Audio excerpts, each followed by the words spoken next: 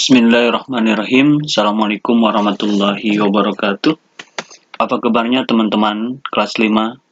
Semoga semuanya dalam keadaan sehat walafiat.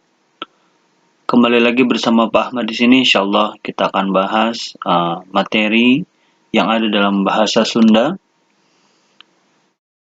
Untuk itu marilah kita sama-sama baca basmalah bersama-sama. Bismillahirrahmanirrahim, supaya materi ini dapat dicerna dengan baik, dapatkan sehingga menjadikan ilmu yang lebih bermanfaat.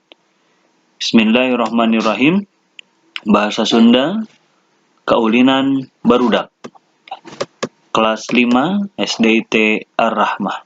Oke ya. Nah, tapi sebelum kita membahas tentang kaulinan barudak, kita akan bahas dulu tentang teks deskripsi, karena merujuk kepada KD di sini, memahami teks deskripsi ya teman-teman. Jadi kita akan bahas teks deskripsi terlebih dahulu. Oke. Nah, naon cenah teks deskripsi teh? Apa itu teks deskripsi? Teks deskripsi adalah tulisan atau karangan yang isinya memaparkan kegiatan panca indera, gitu kan? Atau menggunakan panca indera. Panca indera itu ada panempo itu mata, panguping itu telinga, pangrasa itu lidah, pangnyabak itu tangan, dan pangambe itu hidung, ya. Minangka hasil pengalamanana, karangan deskripsi ngagambarkeun objek sajentrena. Dipahami baik-baik ya teman-teman terkait materinya. Nah, adapun ciri-ciri teks deskripsi. 1. Mere gambaran ngeunaan hiji barang, tempat, jeung suasana. 2. Panggambaran dilakukan sajelas-jelasna ngagunakeun panca indera. 3. Ngabogaan tujuan seolah-olah pamaca bisa ngadangu, maaf ya ini ada tipe sedikit, bisa ngadangu, ningali, atawa ngarasakeun naon anu dideskripsikeun panulis. 4. Ngabrehkeun ngeunaan objek nu dideskripsikeun bisa mangrupa warna, watek, jeung sajabana secara rinci. Yang selanjutnya, langkah dan struktur nyieun teks deskripsi. Langkahna yang pertama, nangtukeun tema atau topik karangan, netepkeun tujuan, ngumpulkeun informasi, ngajieun karangan tulisan. Dan terakhir, ngembangkeun karangan tulisan. Adapun struktur teks deskripsi, identifikasi panangtu atau panetep identitas hiji jalma, benda atawa sajabana. Klarifikasi sistem penyusunanana mangrupa kelompok atawa golongan nurutkeun kaidah atawa standar anu ditetepkeun. Deskripsi bagian teks anu eusina ngeunaan gambaran bagian di lebet teks. Nah, contoh kaulinan barudak. Di sini akan Pak Ahmad bahas beberapa contoh saja. Insyaallah di pertemuan yang akan datang akan Pak Ahmad jelaskan kembali terkait kaulinan barudak. Nah, samemeh komputer sarupaning Sega atau Nintendo datang, barudak leutik di tetar Sunda boga rupaning kaulinan pikeun ngeusian waktu ulin manehanana.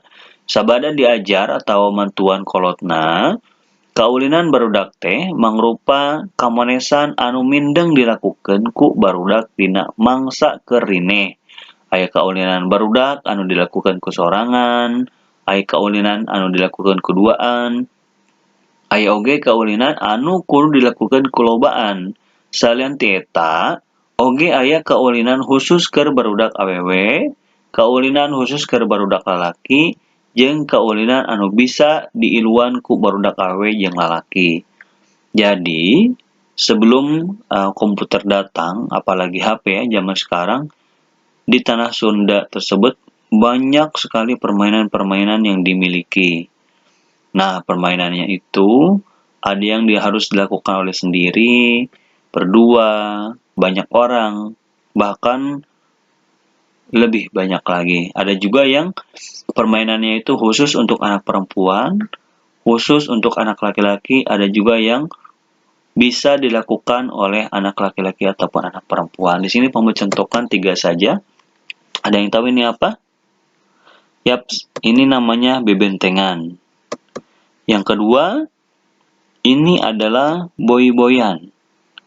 Dan yang ketiga, nah mungkin ini yang sering kita lakukan ya, oray-orayan atau ular naga ya, kita bahas itu ya, yang kita sebutnya di sini. Nah itu ya teman-teman, salah satu contoh atau salah 3 ya, sebagian dari contoh keuninan barudak yang ada di tanah Sunda itu ya teman-teman.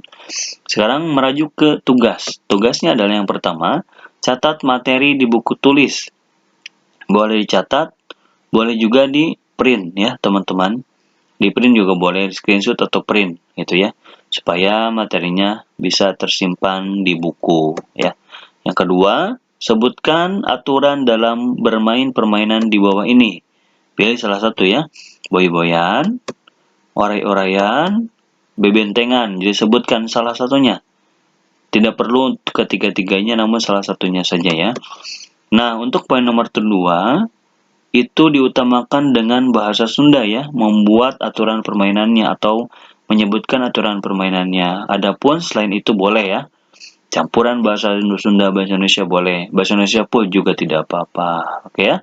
Mudah-mudahan materinya bisa dipahami. Terima kasih, mohon maaf atas segala hilaf dan kekurangan. Assalamualaikum warahmatullahi wabarakatuh.